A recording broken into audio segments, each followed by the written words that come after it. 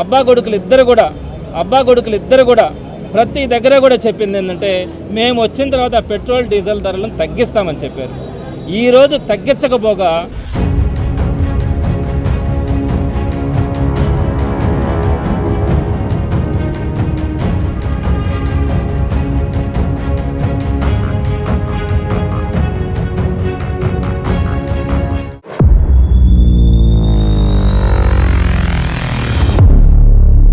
ప్రభుత్వం వచ్చి 2 సంవత్సరాలు పూర్తవుతా ఉంది. ఈ 2 సంవత్సరాలలో సామాన్యులకి చుక్కల కనపడేలాగా ఈ ప్రభుత్వం వ్యవహరిస్తూ వస్తూ ఉంది.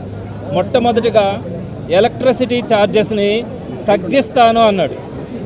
తగ్గించకపోగా ట్రూప్ ఛార్జెస్ పేరిట బాదుడు. ఈరోజు విద్యుత్ ఛార్జీలు భరించలేనంత స్థాయికి వెళ్ళినాయి. అలానే పెట్రోల్ డీజిల్ ధరలకు వచ్చేటప్పటికి ప్రత్యేకంగా అబ్బా కొడుకులు ఇద్దరు కూడా ప్రతి దగ్గర కూడా చెప్పింది ఏంటంటే మేము వచ్చిన తర్వాత పెట్రోల్ డీజిల్ ధరలను తగ్గిస్తామని చెప్పారు. ఈరోజు తగ్గించకపోగా భారతదేశంలో ఏ రాష్ట్రంలో కూడా లేనట్లుగా ఆంధ్రప్రదేశ్లో అత్యధికంగా డీజిల్ కూడా 100 రూపాయలు దాటింది. పెట్రోల్ అయితే ఇంచుమించుగా 120 రూపాయల దాకా చేరింది. ఎక్కడ దేశంలో ఏ రాష్ట్రంలో కూడా లేనటువంటి విధంగా ఈరోజు ఆంధ్ర రాష్ట్రంలో పెట్రోల్ డీజిల్ ధరలు పెరిగాయి. ఈ విధంగా నిత్యావసర ధరలు కానీ అలానే గ్యాస్ కానీ ప్రతి ఒక్కటి కూడా రేట్లు పెంచడం, ఆర్టిఫిషియల్ డిమాండ్ క్రియేట్ చేయడం, అసలు వస్తువే లేదు మీరు ఎంతకైనా కొనాల్సిందే అనేటువంటి పరిస్థితి అక్కడ గ్యాస్ విషయంలో కానీ పెట్రోల్ డీజిల్ విషయంలో కానీ ప్రతి దాంట్లో కూడా ఈ ప్రభుత్వం సామాన్యులను ఎంత మోసం చేస్తూ ఉందన్నది అందరికీ కూడా అర్థమవుతా ఉంది.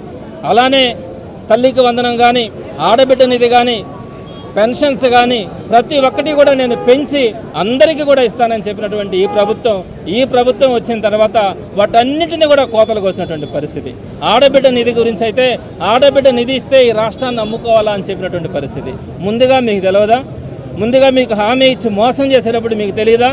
మరి ఆ రోజు హామీ ఇచ్చి మోసం చేసి చేయూత ఆసరా లాంటి పథకాలు కూడా ఎగ్గొట్టి మీరు ఇస్తానన్న ఆడబిడ్డ నిధి కూడా ఇవ్వకుండా ఈరోజు వాళ్ళందరూ కూడా చీప్ లిక్కర్లు మాత్రం, బెల్ట్ షాపులు మాత్రం, మద్యం దుకాణాలు మాత్రం ఇంటి దగ్గర కూడా ఒకటి పెట్టి డోర్ డెలివరీ ఇచ్చి వారి మంగళసూత్రాలు కూడా అమ్ముకొని వాళ్ళ భర్తలు కానీ ఈరోజు తాగుబోతులు చేసినటువంటి పరిస్థితి ఈ కూటమి ప్రభుత్వంలో కనిపిస్తుంది. కానీ గతంలో ఏ ప్రభుత్వంలో కూడా మనం చూసుండం. ఇలాంటి అరాచక ప్రభుత్వానికి మద్దతుగా ఈరోజు సామాన్య ప్రజలు కూడా వైఎస్ఆర్సీపీ చేస్తున్నటువంటి నిరసన కార్యక్రమాలకు హాజరు కావడం కూడా జరిగింది. భారతదేశంలో ఏ రాష్ట్రంలో కూడా లేనటువంటి విధంగా ఆంధ్ర రాష్ట్రంలో కూటమి పాలనలో చంద్రబాబు నాయుడు గారు ముఖ్యమంత్రిగా పెట్రోల్ డీజిల్ ధరలు అత్యంత రేటు విధిస్తున్నటువంటి నేపథ్యంలో, అత్యంత ఖరీదుగా మారినటువంటి నేపథ్యంలో ఈరోజు నెల్లూరు నగర నియోజకవర్గానికి సంబంధించి శాసన మండలి సభ్యులు, నెల్లూరు నగర నియోజకవర్గ వైఎస్ఆర్ కాంగ్రెస్ పార్టీ ఇన్ఛార్జిగా ఉన్నటువంటి పర్వతిరెడ్డి చంద్రశేఖర్ రెడ్డి గారి ఆధ్వర్యంలో నిరసన కార్యక్రమాన్ని చేపట్టి జిల్లా కలెక్టరేట్లో వినతి పత్రం సమర్పించడం జరిగింది. అయితే బహుశా చాలామందికి గుర్తుండి ఉంటుంది, లోకేష్ బాబు ఆయన పాపం గతంలో వైఎస్ఆర్ కాంగ్రెస్ పార్టీ ప్రభుత్వం అధికారంలో ఉన్నప్పుడు పెట్రోల్ బంక్ దగ్గరికి వెళ్ళి సెల్ఫీ తీసుకుని రేట్లు చూపించాడు. ఈరోజు ఆయన ప్రభుత్వంలో అసలు పెట్రోల్ బంక్ దగ్గరికి పోతేనే రేటు బొగ్గమనేటువంటి పరిస్థితి ఏర్పడింది. దాదాపుగా ఈరోజు ఎక్కడా లేనటువంటి విధంగా డీజిల్ అయితే ₹100.77 నెల్లూరు ఉన్నటువంటి రేటు, పెట్రోల్ అయితే ₹113.14. బహుశా ఇది ఆంధ్ర రాష్ట్రంలో ఉన్నటువంటి రేట్లు భారతదేశంలో ఎక్కడ ఉండేటువంటి పరిస్థితి లేదు. అందుకని ఈరోజు మేము ప్రత్యేకంగా ఏం కోరామంటే, చంద్రబాబు నాయుడు మేనిఫెస్టోలో చెప్పాడు పెట్రోల్ డీజిల్ ధరలు నియంత్రిస్తాను అని చెప్పి ఆ నియంత్రించాల్సినటువంటి సమయం ఆసన్నమైంది. కాబట్టి ఈరోజు దాదాపుగా పెట్రోల్ మీద 31% వ్యాట్ వసూలు చేస్తున్నారు. దానితో పాటు ₹4 అదనంగా వసూలు చేస్తున్నారు. లీటర్ మీద ₹1 రోడ్ సెస్ విధిస్తున్నారు. పెట్రోల్ దగ్గరికి వచ్చేటప్పటికి 22.25% వ్యాట్ విధిస్తున్నారు. దాని మీద మరలా ₹4 అదనంగా తీసుకుంటున్నారు. ₹1 రోడ్ సెస్ ఈరోజు వసూలు చేస్తున్నారు. కాబట్టి రేట్లు పెరిగినటువంటి నేపథ్యంలో ఈరోజు మీరు దానికి సంబంధించి మీరు ఏదైతే వ్యాట్కి సంబంధించి సర్దుబాటు చేసుకుంటారా, లీటర్కి ₹4 వసూలు చేసే దాంట్లో సర్దుబాటు చేసుకుంటారా, ₹1 రోడ్ సెస్లో సర్దుబాటు చేసుకుంటారా, సామాన్యుడి మీద భారం పడనీయకుండా చూడవలసినటువంటి బాధ్యత ఈ ప్రభుత్వం మీద ఉంది. దీని ద్వారా రవాణా ఛార్జీలు పెరుగుతున్నాయి, నిత్యావసర ధరలు పెరుగుతున్నాయి, అన్ని రకాల ప్రజలు ఇబ్బంది పడేటువంటి పరిస్థితులు ఉన్నాయి. కాబట్టి మీరు అందరూ ఏమో పొదుపు మంత్రం అని చెప్పి పొదుపు మంత్రం చెప్పిస్తా మా దగ్గర ఎక్కడా కూడా కాన్వాయిలు తగ్గించేసామని చెప్పి ప్రధానమంత్రి గారి దగ్గర నుంచి ముఖ్యమంత్రి గారి దాకా, ఉప ముఖ్యమంత్రి దాకా, లోకేష్ దాకా ఈరోజు మేము కాన్వాయిలు తగ్గించుకుంటున్నామని చెప్పి ప్రజలకు రోజు భ్రమలు కల్పిస్తూ మీరు మాత్రం ప్రత్యేక విమానాల్లో షికారాలు చేస్తున్నారు. కాబట్టి ఇది ఏ విధంగా పొదుపు అని చెప్పి ఆలోచించాలి. సామాన్యుడికి పేదవాడికి పొదుపు, ఎందుకంటే చంద్రబాబు నాయుడుకి ఒక అలవాటు ఉంది, ఏదైనా తనకు వర్తించదు.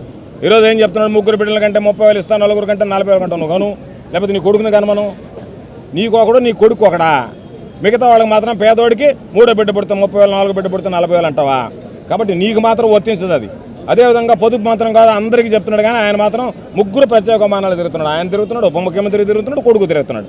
కాబట్టి ఇటువంటి నేపథ్యంలో ఖచ్చితంగా వైఎస్ఆర్ కాంగ్రెస్ పార్టీ పేదల పక్షాన నిలబడుతుంది. ఒక్కసారి రవాణా ఛార్జీలు పెరిగాయంటే పెట్రోల్ డీజిల్ ధరలు పెరిగితే రవాణా ఛార్జీలు పెరుగుతాయి.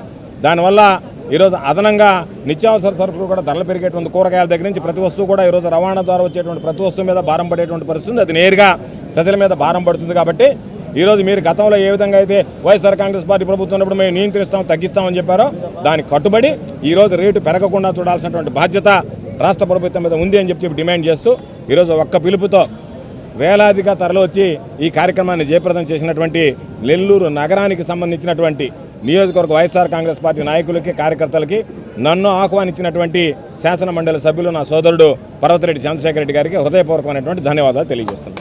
Doctor Rajasekhar eye hospital super speciality eye care centre. కంటి ఆపరేషన్లకు చెన్నై, మధురై వెళ్లనవసరం లేకుండా ప్రపంచ స్థాయి ఆధునిక ఆపరేషన్లు ఇప్పుడు మన నెల్లూరులో. సత్యసాయి భజన మందిరం ప్రక్కన 3వ మెయిన్ రోడ్, రామ్మూర్తి నగర్, నెల్లూరు.